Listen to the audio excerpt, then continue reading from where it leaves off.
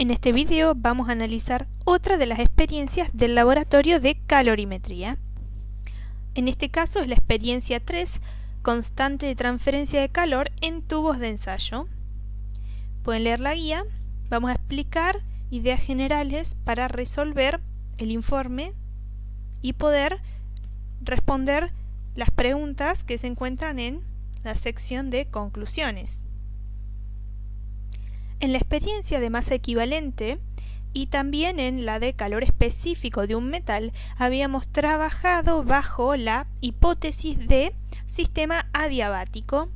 En este caso no vamos a considerar tal hipótesis y vamos a analizar justamente la transferencia de calor desde el interior del tubo de ensayo hacia el exterior a través de las paredes de vidrio del tubo de ensayo.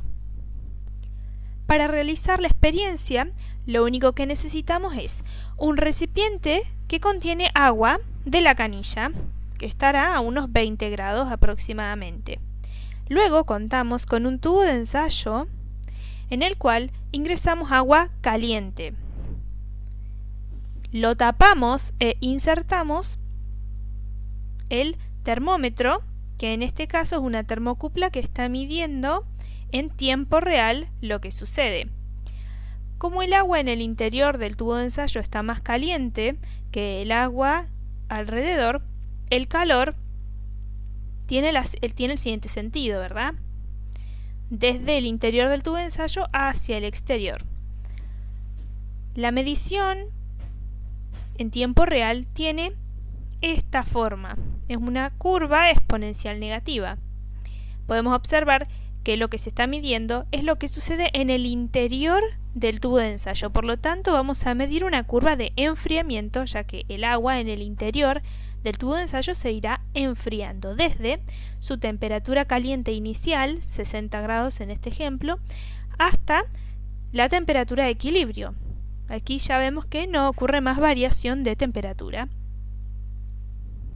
El modelo matemático que vamos a usar ya es conocido para nosotros. Es la ecuación de Fourier, que tiene la siguiente expresión, ¿verdad? Vamos a decir que K sobre E, es decir, el coeficiente de conducción sobre el espesor, lo vamos a llamar U. Y llegamos a la siguiente expresión. Luego, vamos a notar que conocemos el origen de este calor, ¿verdad? El calor es un calor sensible procedente del agua caliente que está en el interior del tubo de ensayo. Por lo tanto, este calor será igual. Calor sensible, como ya lo estuvimos viendo, la masa por el calor específico por el delta T. En este caso, la masa del agua en el interior del tubo de ensayo. La masa del agua caliente. Luego tenemos el calor específico del agua, que vamos a decir nuevamente que no depende de la temperatura, y el delta T. De forma diferencial, podemos cambiarlo de esta manera y luego, dividiendo por el diferencial tiempo, obtenemos esta expresión, que es la misma que está aquí. Por lo tanto, podemos reemplazar, llegando a esta ecuación, que nos va a permitir integrar. Observemos que vamos a agrupar las variables. De este lado tenemos el diferencial temperatura, por lo tanto pasa las temperaturas a este lado de la ecuación y el tiempo lo vamos a pasar de este lado. Integremos.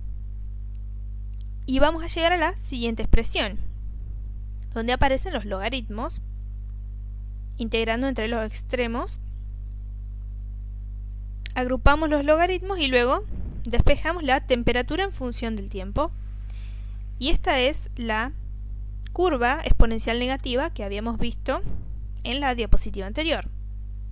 Bien, vemos entonces que este modelo responde a la exponencial negativa que nos devuelve el termómetro, la termocupla que está midiendo en tiempo real, que responde a las leyes de enfriamiento. Ahora analicemos. Todo esto ha sido pensado, en principio, partiendo de la ley de Fourier. La ley de Fourier responde a una conducción, ¿verdad? tenemos la ley de Fourier aquí. Hemos dicho que U es igual al coeficiente de conducción sobre el espesor, que si se acuerdan del video anterior, donde hablamos de conducción y convección en simultáneo en un sistema en serie y paralelo, habíamos llamado en realidad una especie de resistencia, que era el espesor sobre el coeficiente de conducción sobre el área. Bien, podemos reescribir de esta manera y notemos entonces que 1 sobre U en realidad es la resistencia por el área. Eso para conducción. ¿Qué sucede para convección? Para convección tenemos esta expresión. Nuevamente podemos escribir U, donde aquí simplemente sería igual a al coeficiente de convección. Y nuevamente 1 sobre U sería la resistencia por el área. ¿Se ve? Entonces, podríamos incluso obtener un valor, una resistencia equivalente considerando la conducción y la convección, porque nuevamente estamos tratando tanto a la conducción como a la convección partiendo de ecuaciones similares, cada una con su resistencia. Ya sabemos que si las resistencias están en serie se suman, ¿no? Estas son las resistencias. En este tubo de ensayo, el calor viaja desde la temperatura, llamamos T0, la temperatura caliente inicial del agua, hacia el exterior, que está más frío. En el interior del tubo de ensayo tenemos un fluido, ¿verdad? Tenemos agua caliente, que tiene su propio coeficiente de convección. Nuevamente tenemos aquí un fenómeno de convección, aquí un fenómeno de conducción y aquí un fenómeno de convección nuevamente, como habíamos visto en el ejercicio del video anterior. Por lo tanto, al conocer las temperaturas en el centro del fluido, y aquí como vemos el termómetro está puesto, retirado nuevamente de la pared del tubo de ensayo, tendremos fenómenos de convección. Y eso hace que lo más conveniente sea expresar este U en términos de la convección y la conducción, sumando las resistencias, ¿se ve? Donde la resistencia para la convección es 1 sobre H y la resistencia para la conducción será E sobre K. En este caso porque hemos agrupado el área junto con la resistencia.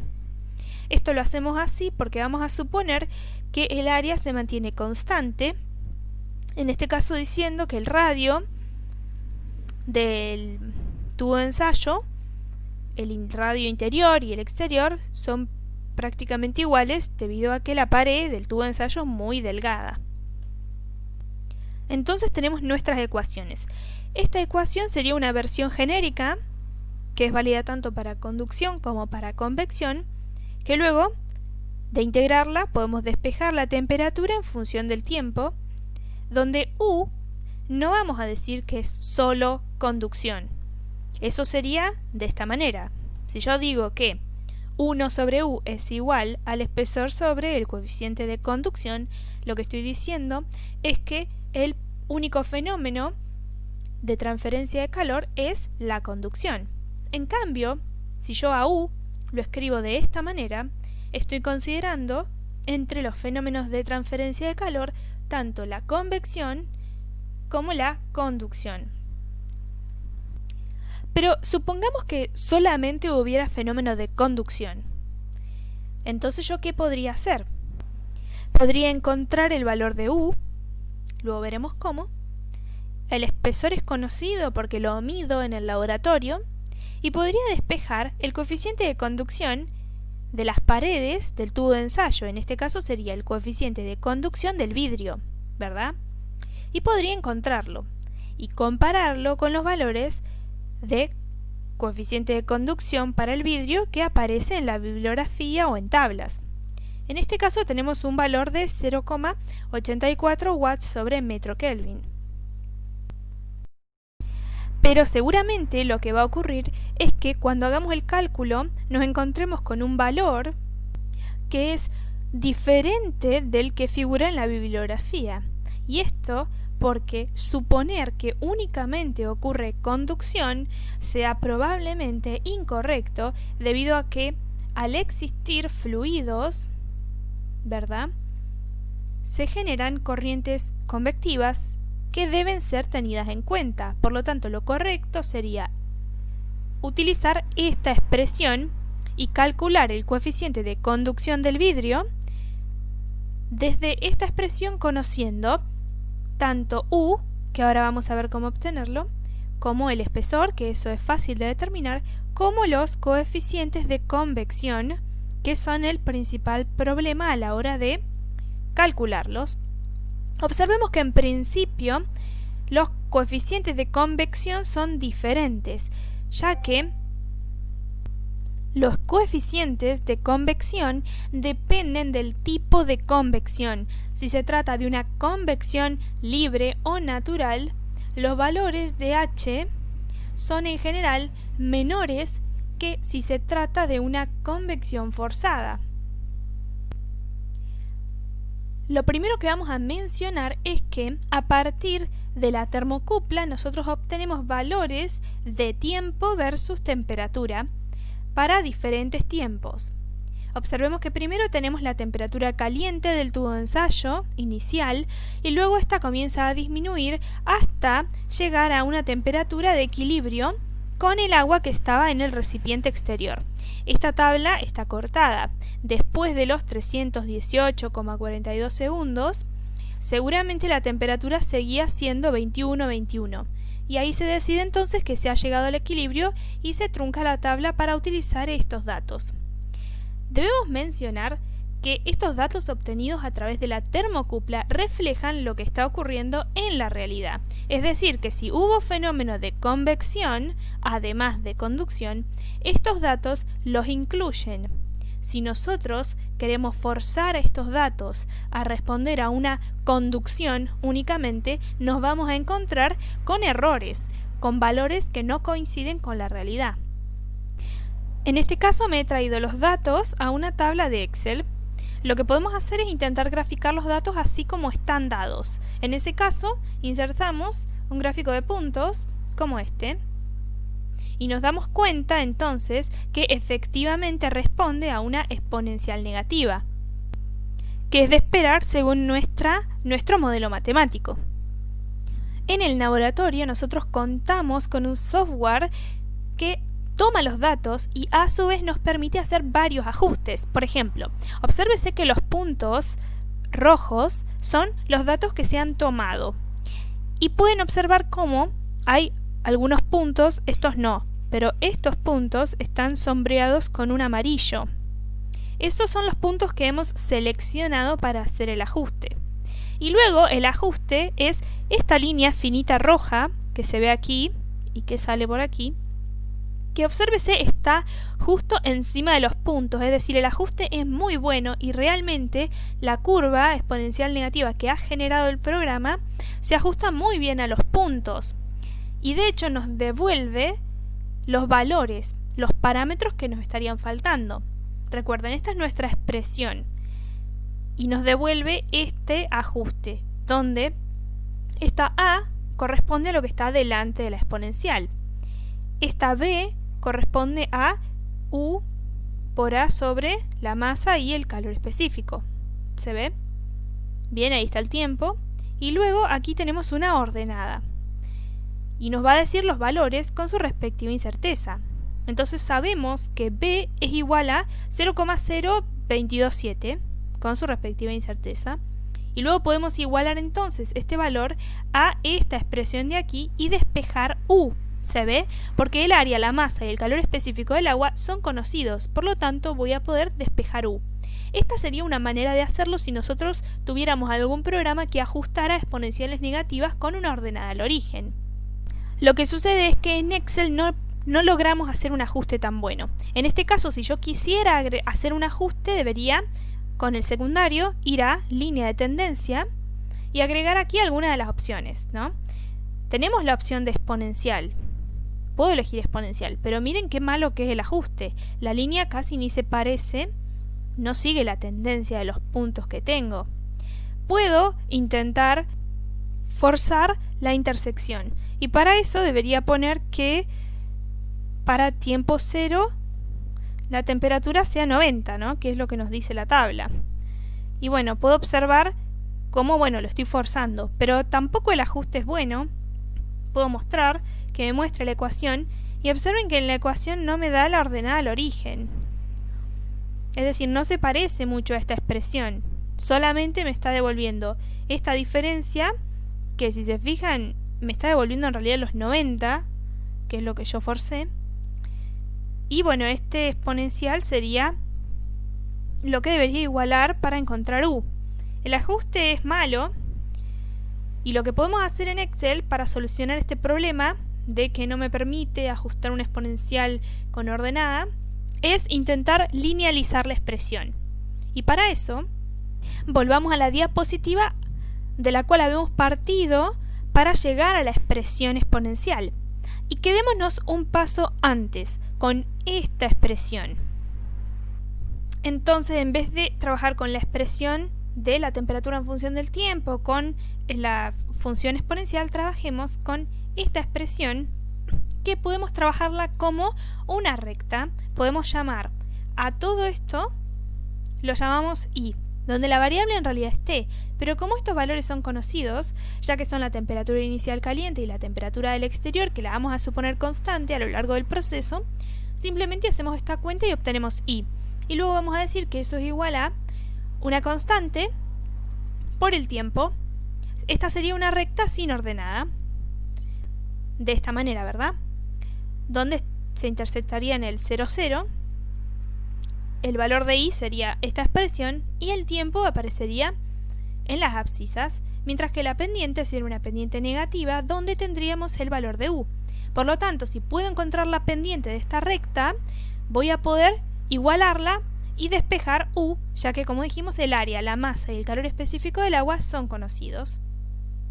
Entonces, como dijimos, en vez de trabajar con esta expresión, vamos a trabajar con esta otra. Y para poder generar un gráfico a partir de esta expresión, lo que necesitamos es crear una nueva columna en donde vamos a agregar todo este cálculo que lo llamamos i. Y es simplemente, escribo un igual para indicarle que voy a escribir una función y luego agrego el logaritmo. En este caso es un logaritmo natural, ¿verdad? Doble clic. Para separar el numerador y el denominador voy a agregar unos paréntesis por seguridad. Y luego en el numerador tengo la temperatura, que es variable. Es esta celda de aquí, ¿verdad? Que irá cambiando automáticamente a medida que van variando los valores de temperatura. Entonces toco la celda. Luego le resto la temperatura exterior. La temperatura en el exterior, según nuestros datos, era 18,3 grados centígrados. Pero ahora observemos que al final de la tabla el dato dice 21. ¿Por qué no llegó a 18 grados y llegó a 21?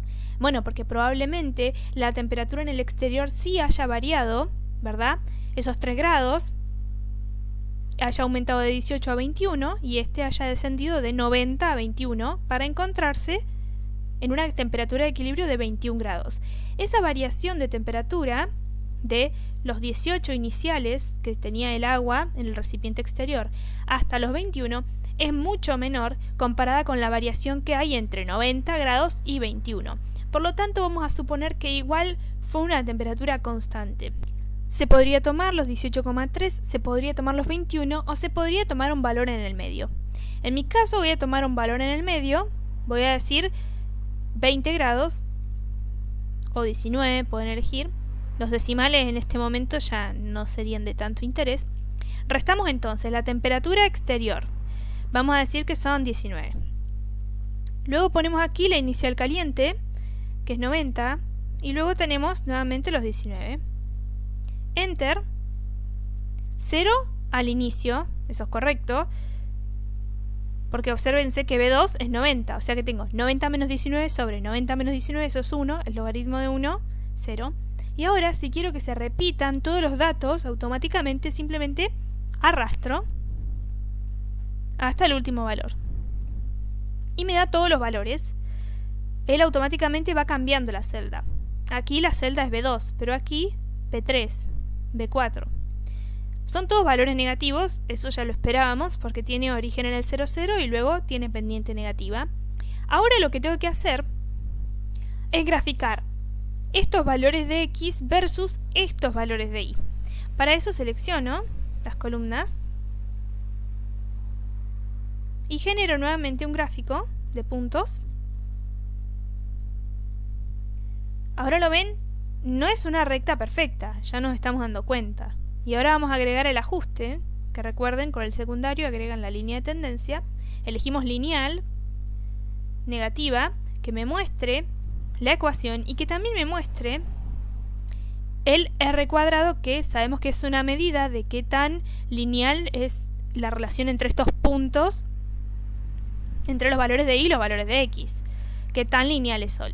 En este caso observen que me da una ordenada al origen, lo cual en mi ecuación no tiene sentido porque yo no tengo ordenada al origen aquí. También me da un valor de r cuadrado que es un poco malo porque siempre pretendemos que se parezca más a 1 y nos gustaría un 0,98. El ajuste lineal no es tan perfecto.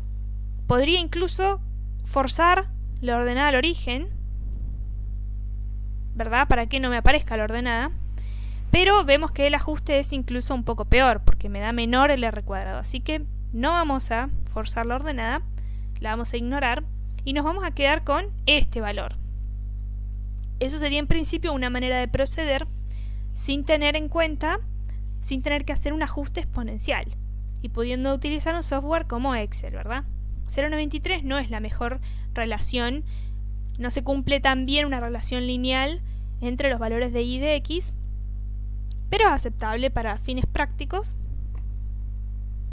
Y de esta regresión podemos encontrar entonces los valores que nos están faltando.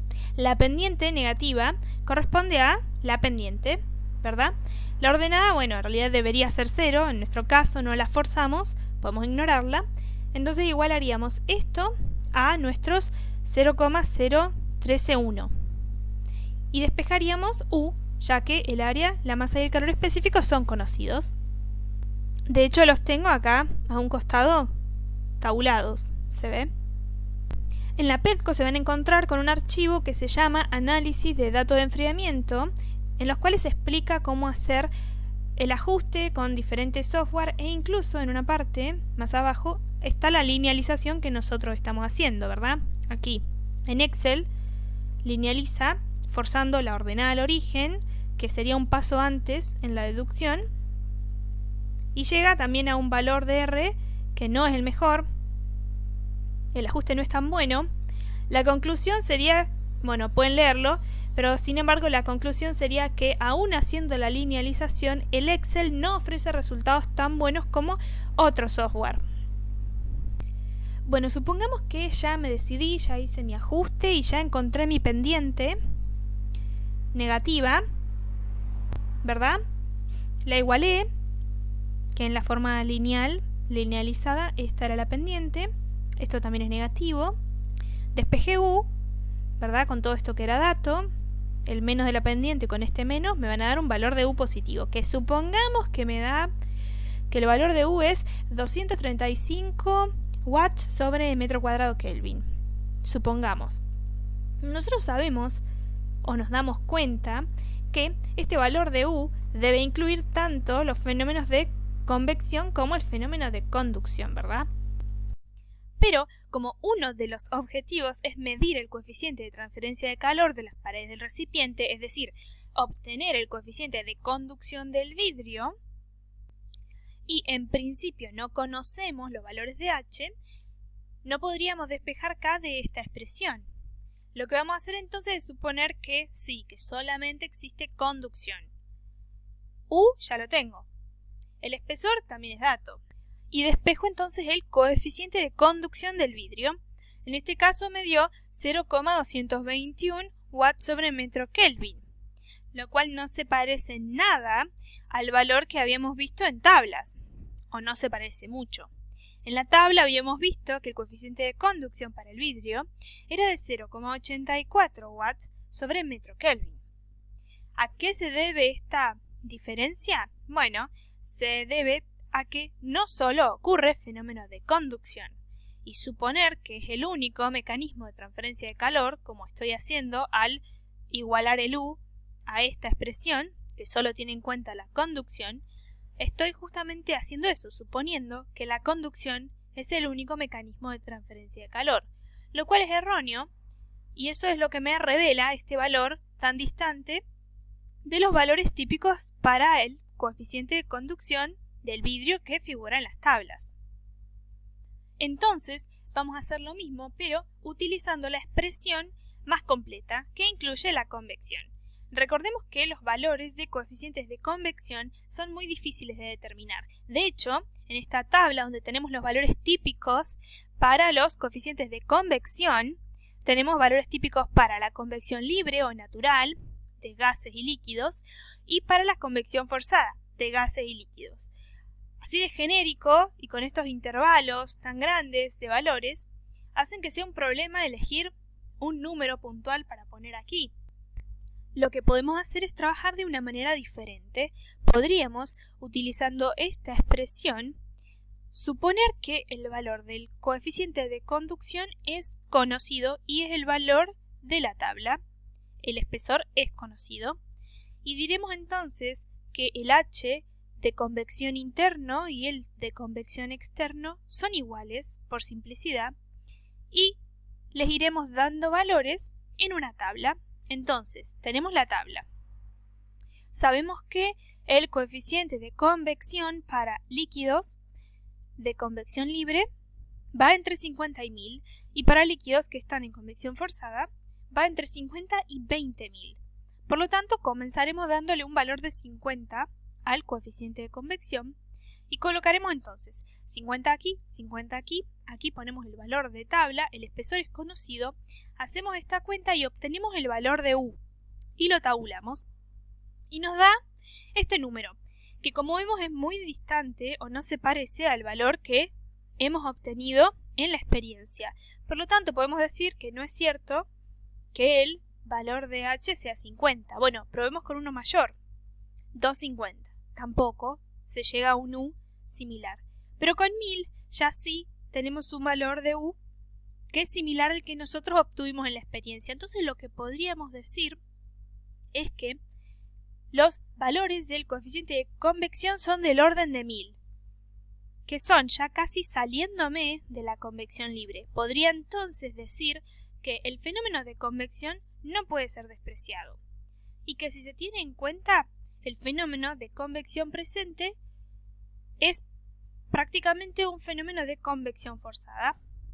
Eso cuando hacemos la experiencia podemos incluso tratar de imponerlo. Si nosotros el tubo de ensayo lo dejamos muy quieto y no movemos nada, vamos a favorecer una convección libre o natural. Pero se puede hacer la misma experiencia moviendo el tubo de ensayo, lo cual me va a dar una convección forzada que responde a valores de coeficientes de convección mayores y por lo tanto al ser mayores presentan una menor resistencia.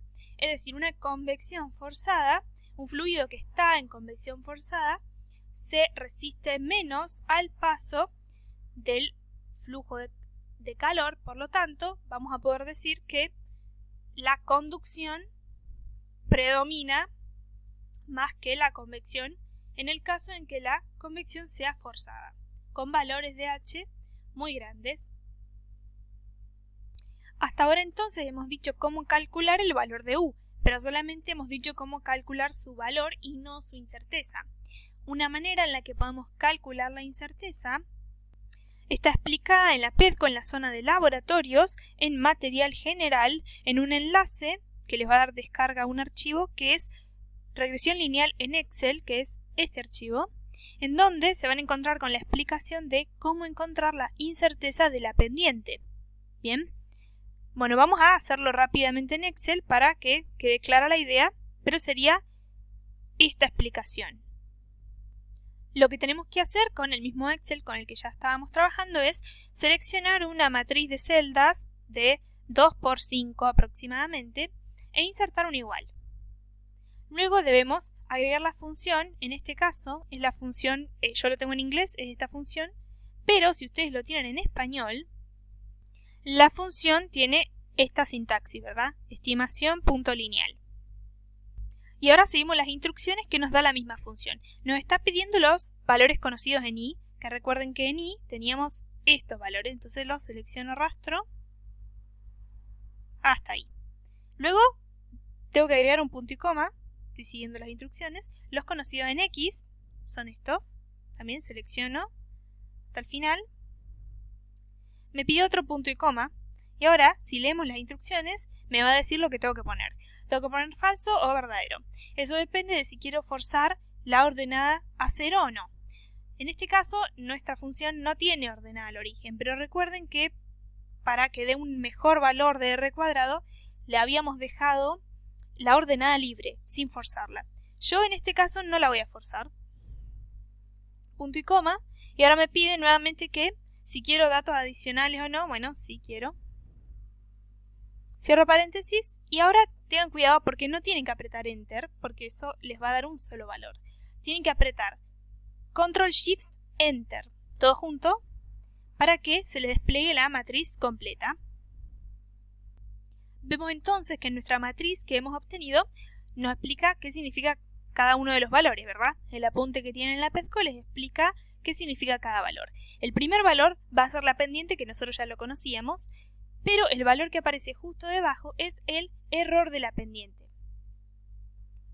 En mi caso, esta es la pendiente, ¿verdad? Aquí tenemos la ordenada, acá tenemos el error de la pendiente, que es lo que estábamos buscando.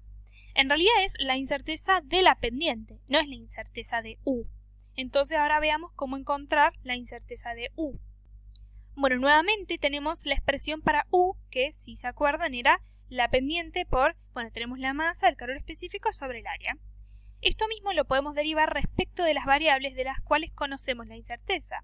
En este caso, de estas 4 variables, la incerteza la conocemos para 3 de ellas, ya que el calor específico del agua probablemente lo saquemos de una tabla y no tengamos la incerteza.